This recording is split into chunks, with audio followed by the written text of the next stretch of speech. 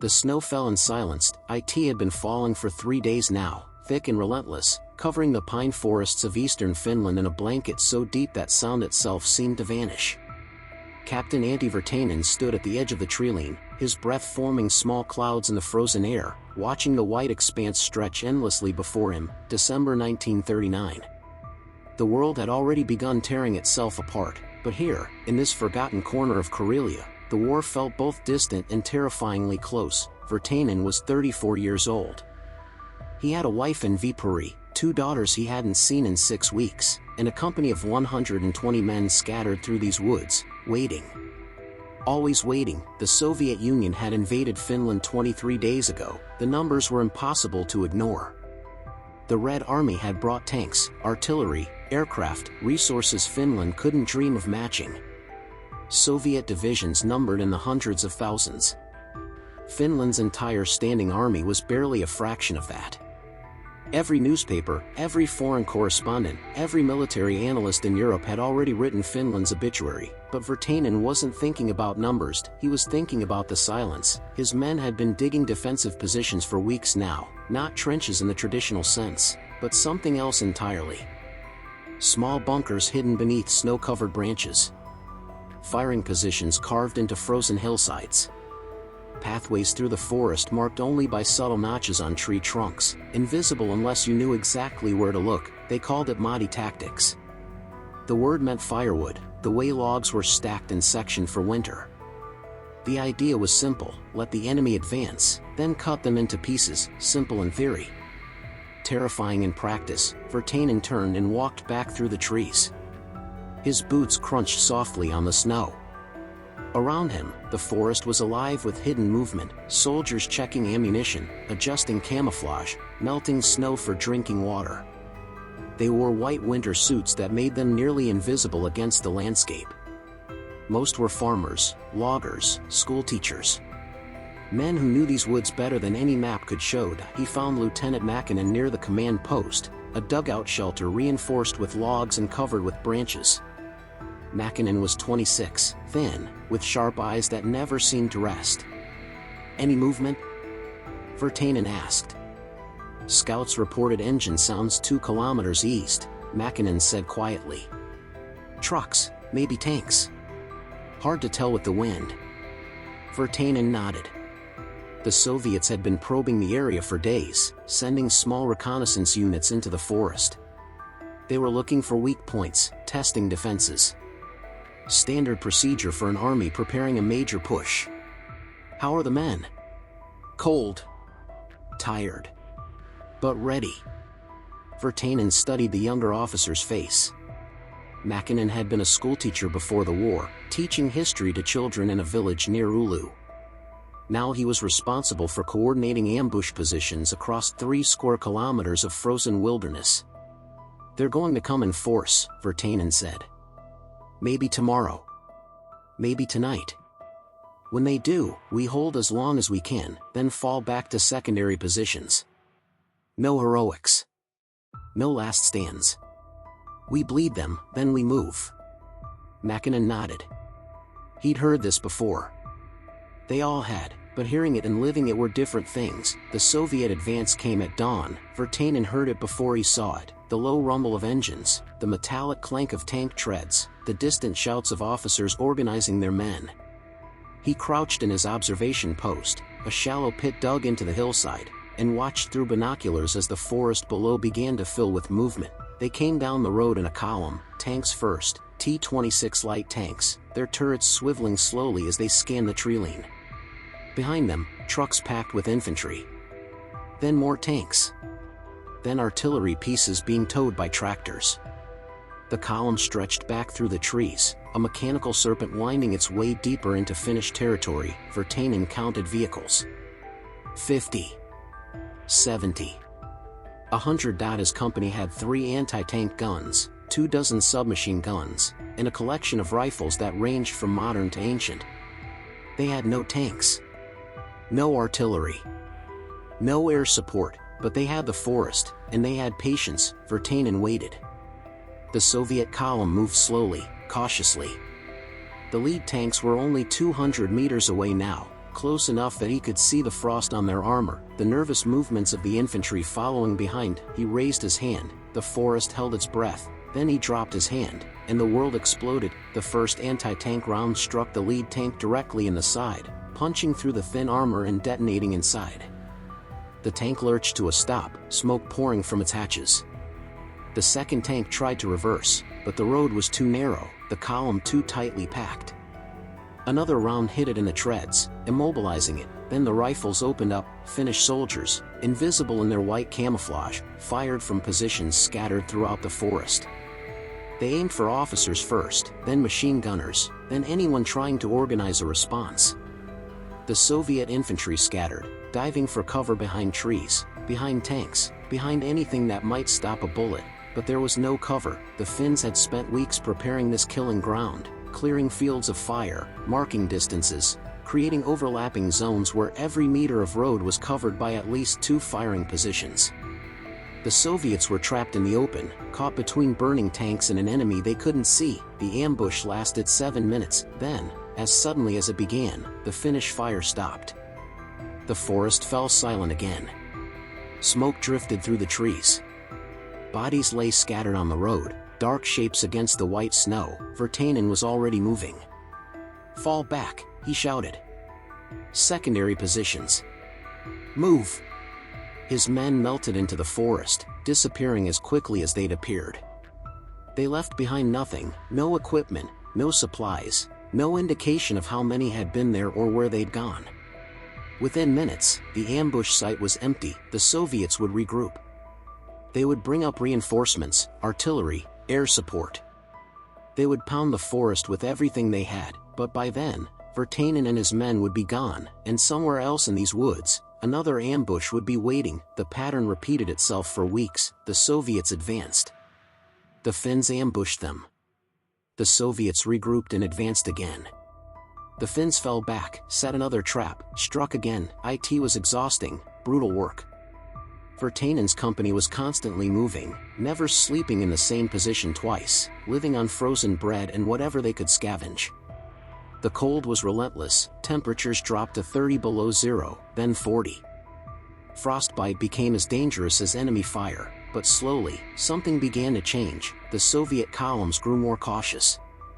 They moved slower, stopped more frequently, sent out more scouts.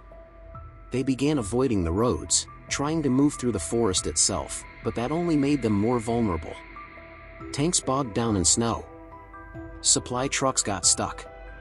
Infantry units became separated, lost in the endless white maze of trees, and the Finns were always watching. Virtanen stood in a new command post, studying a map by candlelight. Red marks indicated Soviet positions. Blue marks showed Finnish defensive lines. But the map didn't show the real story. The real story was in the numbers. Soviet casualties were mounting. Not from massive battles or heroic charges, but from 1,000 small cuts. An ambush here. A sniper there. A supply convoy destroyed. A communications line severed. Each loss was small, manageable. But they added up, and more importantly, they slowed everything down. The Soviet offensive, which was supposed to sweep through Finland in a matter of weeks, had ground to a crawl. Divisions that should have been advancing 10 kilometers a day were struggling to move 10 kilometers a week. The Red Army had overwhelming superiority in numbers and equipment, but none of it mattered if they couldn't bring it to bear. Makinen entered the dugout, snow dusting his shoulders. "Scouts report the Soviets are building up forces near Suomussalmi," he said. "Looks like they're preparing for a major push." Virtanen studied the map. Suomussalmi was a critical crossroads. If the Soviets could take it, they'd have a clear route deeper into Finland. If they couldn't, how many men do they have? Estimates say 2 divisions. Maybe 25,000 troops. Virtanen was quiet for a long moment. His entire company numbered barely 100 now. Casualties and exhaustion had whittled them down. 100 men against 25,000. The math was absurd, but the forest didn't care about math. "We'll need to coordinate with other units," Virtanen said finally. "If we can isolate their columns, cut their supply lines." He trailed off, staring at the map. Makinen waited. It's possible, Virtanen said quietly. It's actually possible. The word came down 3 days later. Finnish High Command was organizing a coordinated defense around Suomussalmi. Multiple companies, scattered through the forest, would work together to encircle and destroy the Soviet divisions. It was ambitious. Risky. The kind of operation that could either turn the tide of the war or end in catastrophic failure. Virtanen gathered his men. They stood in a clearing, 100 ghosts in white, their faces gaunt from weeks of cold and combat. Some were teenagers. Some were grandfathers. All of them were exhausted. We've been fighting for a month, Virtanen said. His voice was calm, steady. We've been cold, hungry, outnumbered. We've watched friends die. We've done things we never thought we'd have to do. He paused, looking at each face. The Soviets think they've already won. They think it's just a matter of time. They have more men, more tanks, more of everything. Another pause. But they don't have this forest. They don't know these woods the way we do. They don't understand what it means to fight here, in winter, in the dark. The wind moved through the trees, carrying snow. In 3 days, we're going to show them. No one cheered. No one spoke, they just nodded, and in that silence, something shifted. It wasn't hope, exactly. It wasn't confidence, it was something harder. Colder, it was certainty. The Soviets were coming, and the forest was ready. The Soviet 44th Rifle Division entered the forest on December 7th. They came with confidence. 25,000 men, supported by tanks, artillery, and supply trains that stretched for kilometers. Their orders were clear: advance through Suomussalmi, link up with the 163rd Division to the north, and crush Finnish resistance in the region. On paper, it was a simple operation, but paper doesn't understand winter. And it doesn't understand forests. Virtanen watched from a ridge 3 kilometers east of the main road. Through his binoculars, he could see the Soviet column snaking through the trees below, a dark line against the white landscape, moving slowly but steadily. The sound of engines echoed through the valley, a mechanical growl that seemed out of place in the frozen silence. Beside him, Mäkinen was sketching positions in a notebook, his pencil moving quickly despite the cold. "They're staying on the road," Mäkinen observed. "Not spreading out." "They're afraid of getting lost," Virtanen said. "The forest is too dense. They think the road is safer." "Is it?"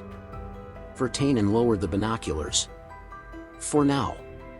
The plan was already in motion.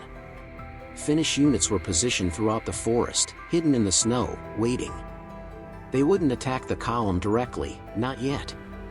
Instead, they would let it advance, let it stretch itself thin, let it push deeper into territory where supply lines became longer and more vulnerable. Then they would cut it apart. Virtanen checked his watch. 0847 hours. The first phase would begin in 13 minutes. He looked at Mäkinen. "Get the men ready. We move in 10. Mäkinen nodded and disappeared into the trees. Virtanen stayed on the ridge, watching. The Soviet column continued its advance, oblivious. Tanks at the front, infantry in the middle, supply trucks at the rear. A textbook formation for open terrain, but this wasn't open terrain. At 0900 hours, the first explosions echoed through the forest. They came from the north, Finnish engineers detonating charges on a bridge the Soviets needed to cross. The sound rolled through the valley like thunder, followed by the distant crack of rifle fire. The Soviet column halted. Virtanen could see officers running along the line, shouting orders, trying to assess the situation. The tanks at the front began turning their turrets, scanning the tree line. Infantry started deploying off the road, forming defensive positions, but they were reacting to the wrong threat. The real attack came from behind. 0.3 kilometers to the rear, another Finnish unit struck the supply convoy. Anti-tank guns disabled the lead and rear vehicles, trapping everything in between. Then the rifles opened up, targeting drivers, guards, anyone trying to organize a defense. The Soviet column was now cut in 3 pieces, the forward element, blocked by the destroyed bridge, the main body, stranded on the road, and the supply train, under direct attack, and the forest was closing in. For the next 6 hours, Virtanen's company moved through the woods like wolves.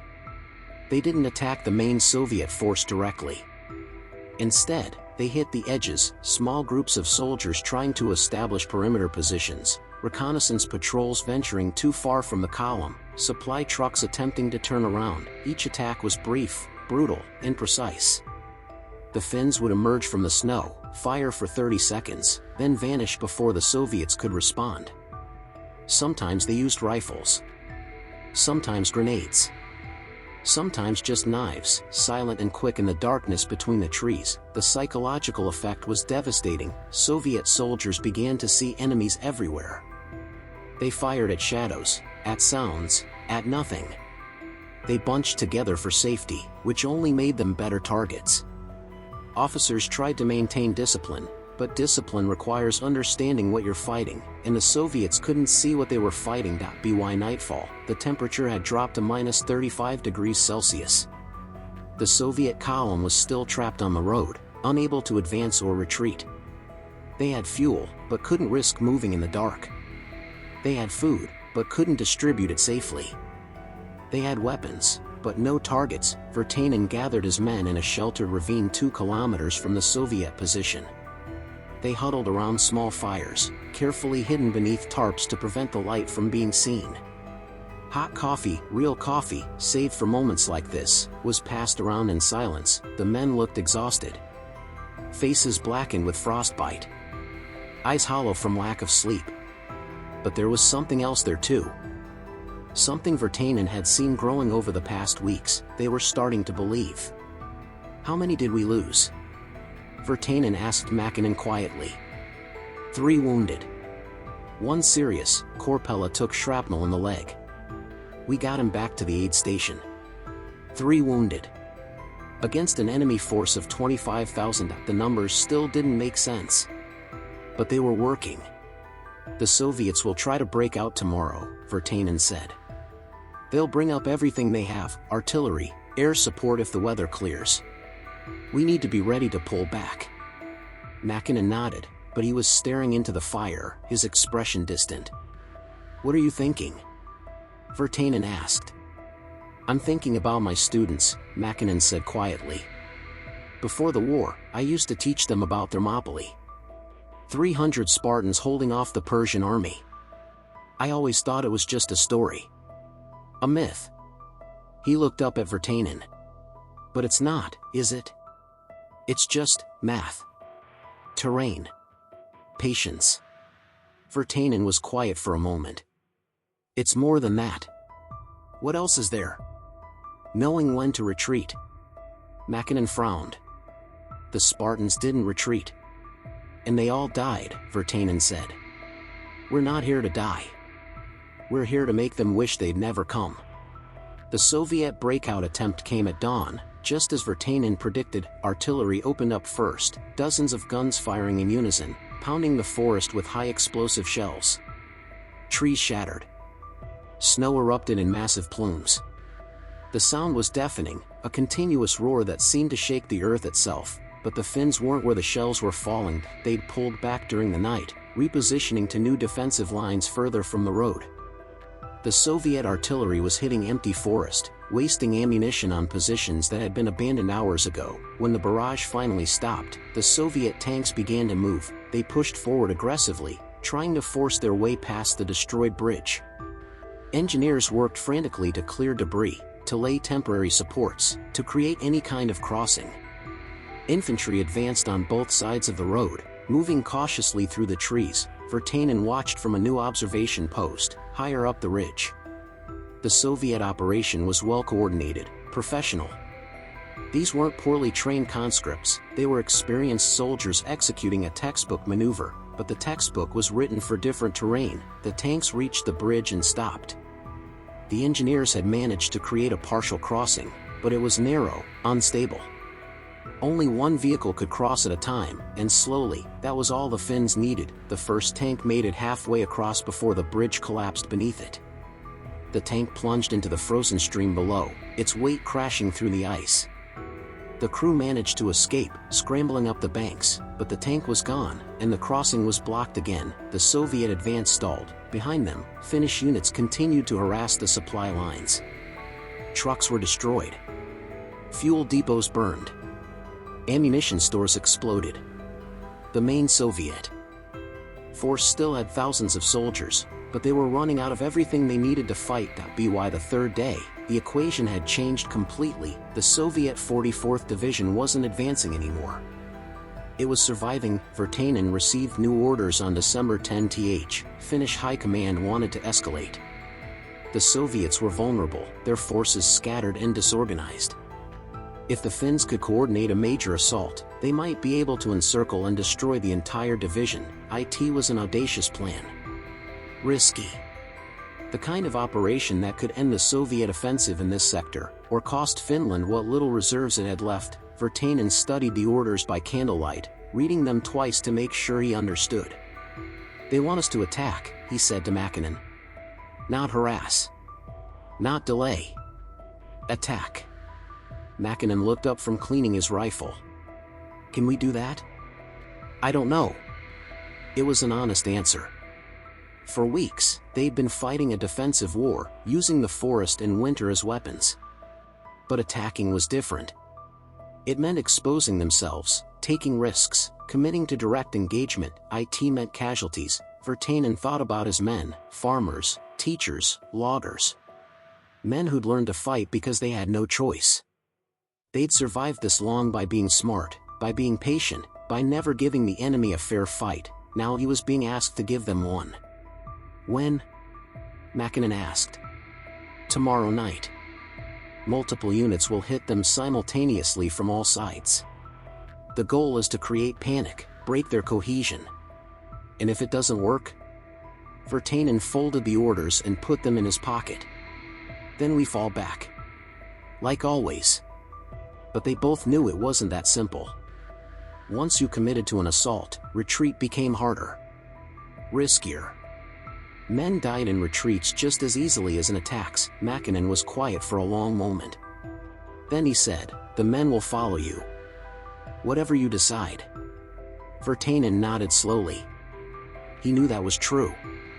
And it was the heaviest thing he'd ever carried. The assault began at 2,300 hours on December 11. Virtanen led his company through the forest in complete darkness. No lights. No sounds except the soft crunch of snow beneath their boots.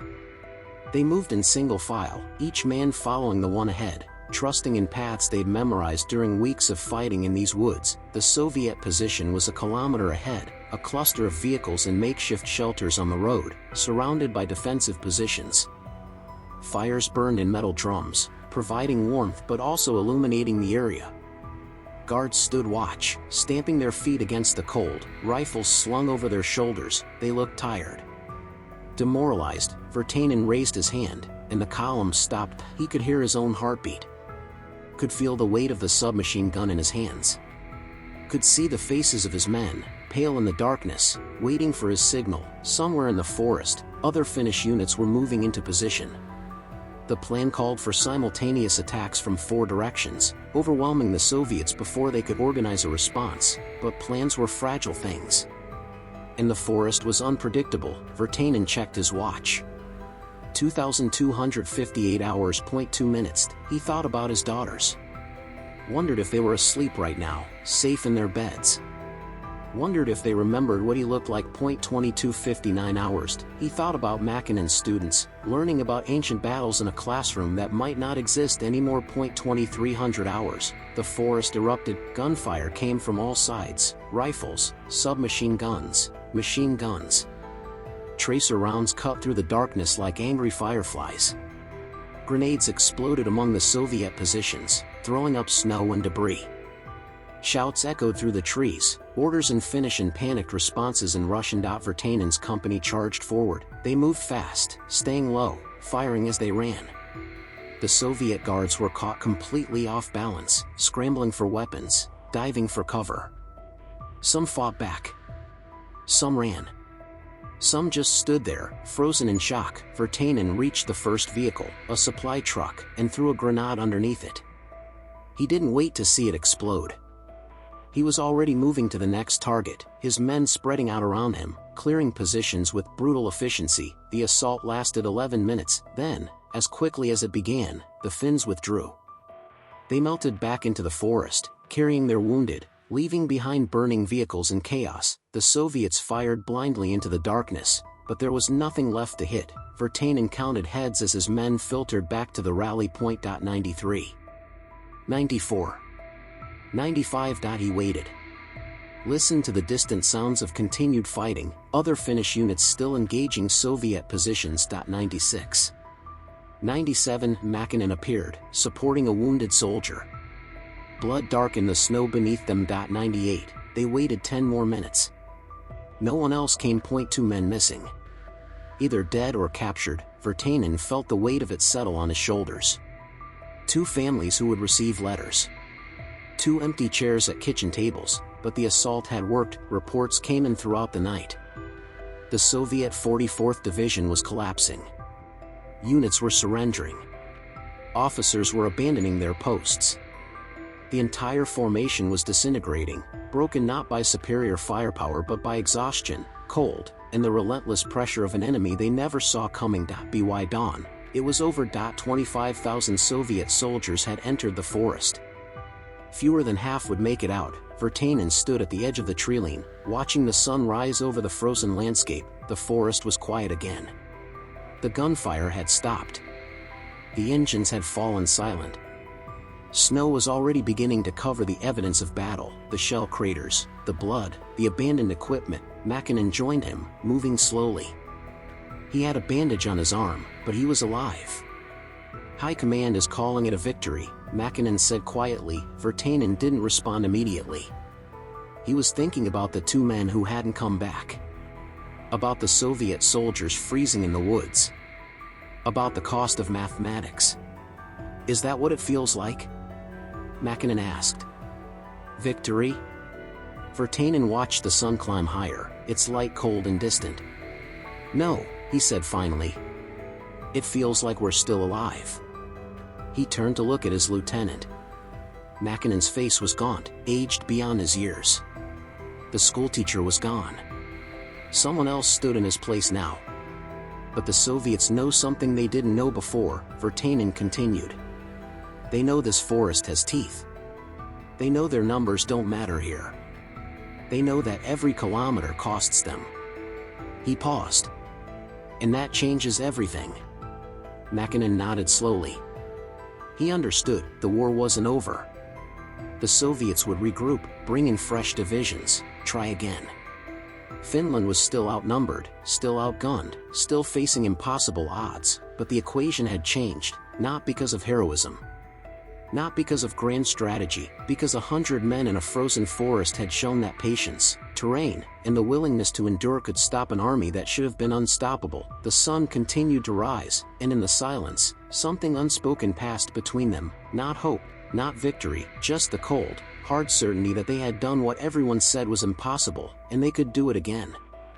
January 1940 brought a cold that felt personal. Temperatures plunged to -40 degrees Celsius, then kept falling. Metal became so cold it burned skin on contact. Breath frozen beards, creating masks of ice. The forest itself seemed to contract, the trees cracking in the night with sounds like rifle shots, and still, the war continued. Virtanen's company had been pulled back from the front lines for rest and resupply. They were stationed in a village 20 kilometers west of Suomussalmi, a collection of wooden houses and a single church, half buried in snow. The villagers had evacuated weeks ago, leaving behind empty homes that now sheltered soldiers who looked more like ghosts than men. Virtanen sat in what had once been someone's kitchen, studying reports by the light of a kerosene lamp. The paper was thin, the ink smudged from cold and handling, but the information was clear enough. The Soviet offensive had stalled across the entire front, not just in their sector. Everywhere, the Red Army had thrown division after division into Finland, expecting quick victory. Instead, they'd found frozen forests, invisible enemies, and a kind of warfare their doctrine hadn't prepared them for. Soviet casualties were catastrophic, not from single decisive battles, but from the accumulated weight of 1,000 small defeats, and the world was watching. Foreign newspapers were calling it a miracle. Military analysts were scrambling to understand how a nation of 3.5 million people was holding off the Soviet Union. Some credited Finnish courage. Others pointed to Soviet incompetence.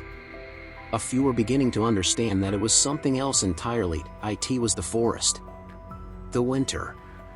The willingness to fight a different kind of war, but Virtanen knew the truth behind the headlines. Finland was winning. But it was also dying. Every day of fighting cost men, ammunition, resources that couldn't be replaced. The Soviets could absorb losses that would cripple Finland. They could bring in fresh troops, new equipment, endless supplies. Time was on their side. The question wasn't whether Finland could win. It was how long Finland could survive. Mäkinen entered the kitchen, snow dusting his shoulders. His arm was still bandaged from the assault at Suomussalmi, but he moved without favoring it. "New orders," he said, handing Virtanen a sealed envelope. Virtanen opened it, read quickly. His expression didn't change, but something shifted in his eyes. "They want us back on the line," he said quietly. "Soviet forces are massing near Kala. High Command thinks they're preparing another major offensive." "When do we leave?" "Tomorrow morning." Mäkinen nodded. He didn't ask about the men, whether they were ready, whether they'd had enough rest. They both knew the answer. The men would never be ready.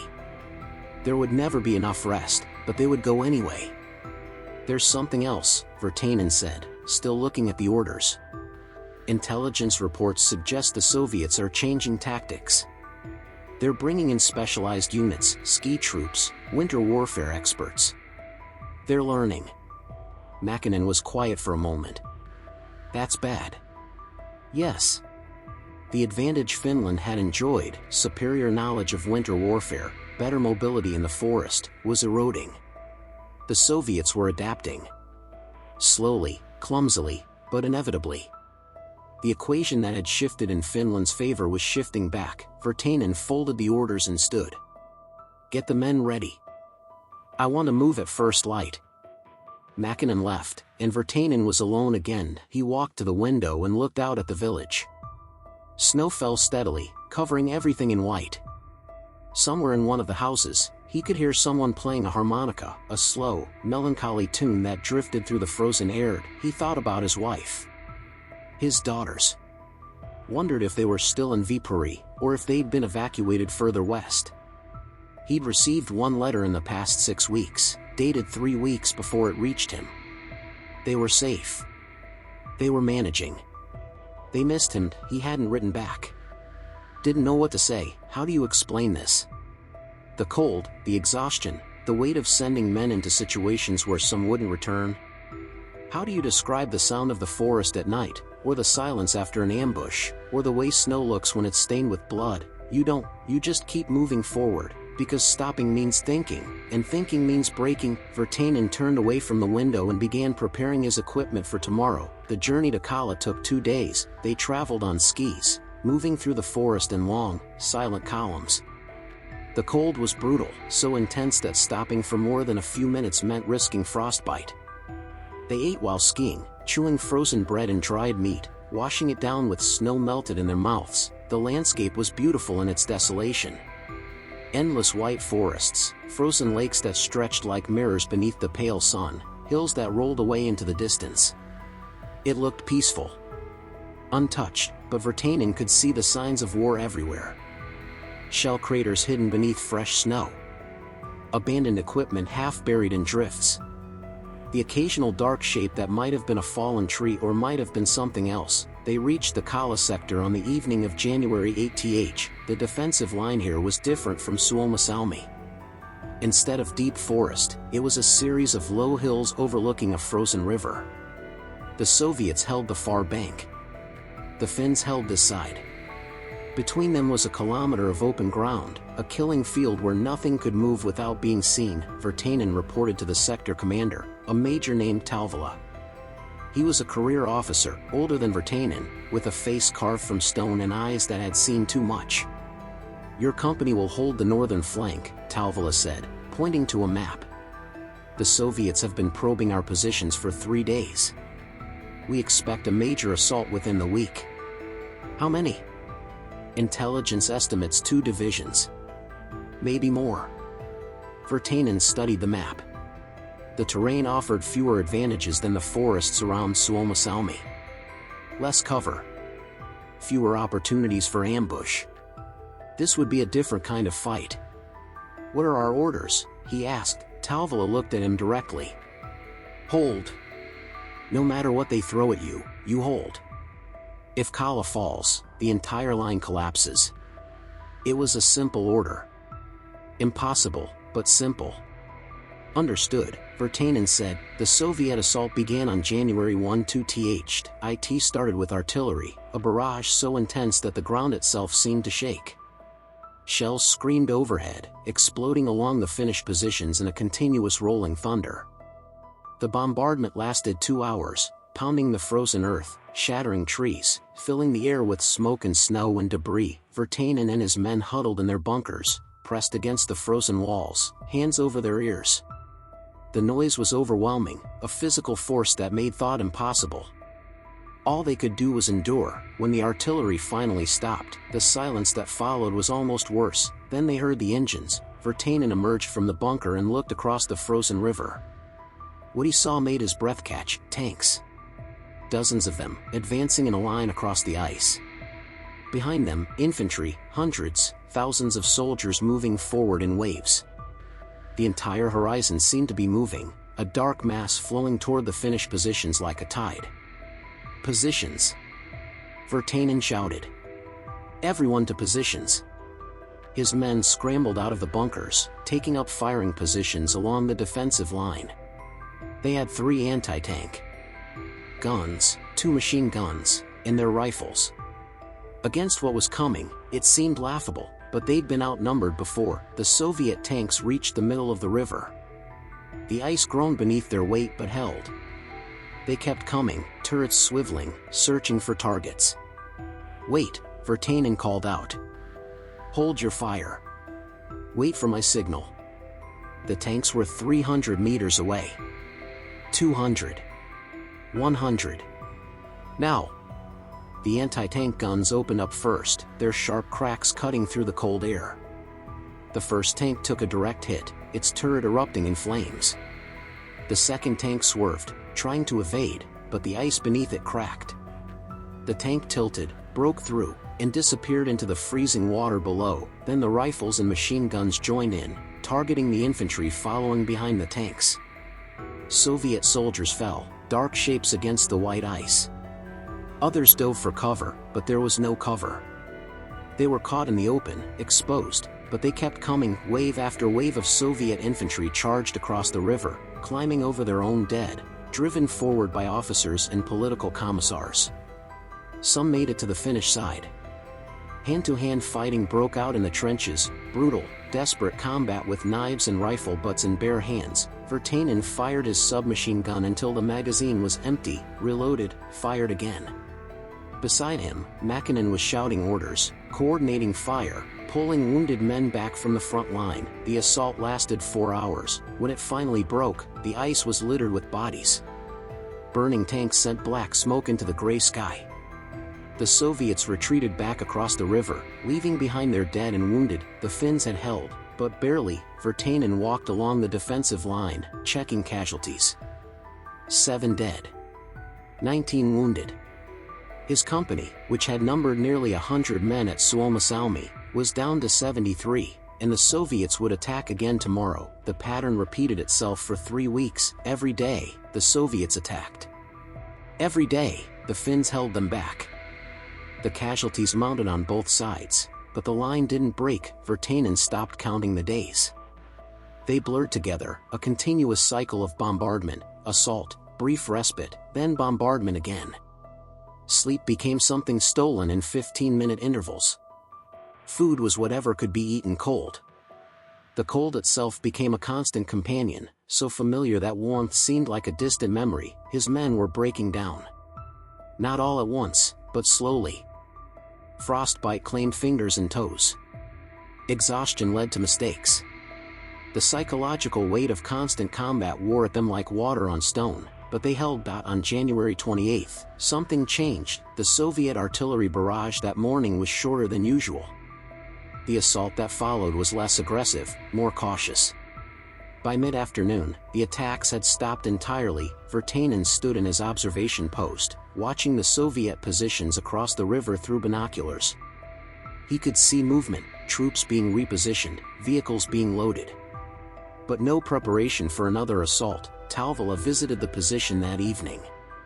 "Intelligence reports the Soviets are pulling back divisions from this sector," he said. "They're consolidating, preparing for a different strategy."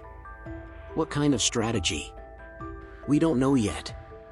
But something's changed." Virtanen lowered his binoculars. "Have we won?" Talvala was quiet for a long moment. "We've survived."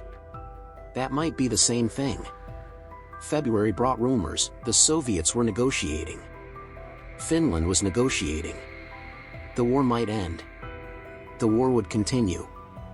Foreign powers were intervening. No one was intervening. The rumors changed daily, contradicted each other, offered hope and despair in equal measure. Virtanen ignored them all. He focused on what he could control, keeping his men alive, maintaining defensive positions, preparing for whatever came next. The rest was beyond him. On February 15th, he received a letter. It had been forwarded through military channels, passed from hand to hand across hundreds of kilometers. The envelope was worn, stained with dirt and water. But his wife's handwriting on the front was unmistakable. He opened it carefully, sitting alone in his bunker. The letter was short. His family had been evacuated to Sweden. They were safe. His daughters asked about him every day. His wife didn't know if this letter would reach him, but she had to try. She wanted him to know they were proud of him. That they loved him. That they were waiting. She ended with a single line, "Come home." Virtanen read the letter 3 times. Then he folded it carefully and put it in his pocket, next to the orders he'd carried since December. He didn't cry. Couldn't afford to.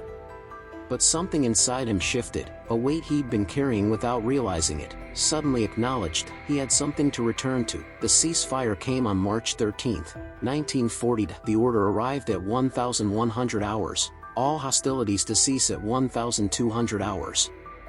Finland would cede territory to the Soviet Union. The war was over. Virtanen gathered his men and read them the order. No one cheered. No one celebrated. They just stood there in the snow. 58 men who had started as farmers and teachers and loggers, and had become something else entirely. "We held," Virtanen said quietly. "Against everything they threw at us, we held. Not because we were stronger. Not because we had better weapons. But because we understood something they didn't." He paused, looking at each face. "We understood that some ground is worth more than the men who hold it. That patience is a weapon. That the forest and the winter fight for those who know how to listen." The wind moved through the trees, carrying snow. "The war is over. We're going home." Still, no one spoke. Then Mäkinen stepped forward. His face was gaunt, scarred by frostbite, aged beyond recognition. But his eyes were clear. "We changed it," he said quietly. "The equation. We showed them that numbers don't always win. That terrain matters. That will matters." He looked at Virtanen. "They'll remember this. Not just us. Everyone. They'll study what we did here. They'll teach it in schools. They'll write it in books." Virtanen nodded slowly. "Maybe." "Not maybe," Mäkinen said. "Certainty." The journey home took a week. They traveled west, through forests that were finally beginning to thaw. The snow was melting, revealing the ground beneath, mud and grass and the first hints of spring. The war had left its marks everywhere: burned villages, abandoned equipment, graves marked with simple wooden crosses, but life was returning too. Birds sang in the trees. Smoke rose from chimneys in distant farmhouses. The world was waking up. Virtanen walked at the front of the column, his men following in silence. They'd left behind the defensive positions, the bunkers, the killing grounds. But they carried the war with them, in scars, in memories, in the way they moved through the world now. On the final day, they crested a hill and saw the collection point below, a field where hundreds of soldiers were gathering, waiting for transport home. Trucks, buses, anything that could carry men away from the front. Virtanen stopped and turned to face his company. 58 men. Out of the 120 who had started. This is where we separate, he said. You'll be assigned to different units for demobilization. Some of you I'll see again. Some I won't. He paused, searching for words that felt adequate. Finding none. What we did here mattered. Remember that. When the nightmares come, when the memories won't let you sleep, remember that we held the line.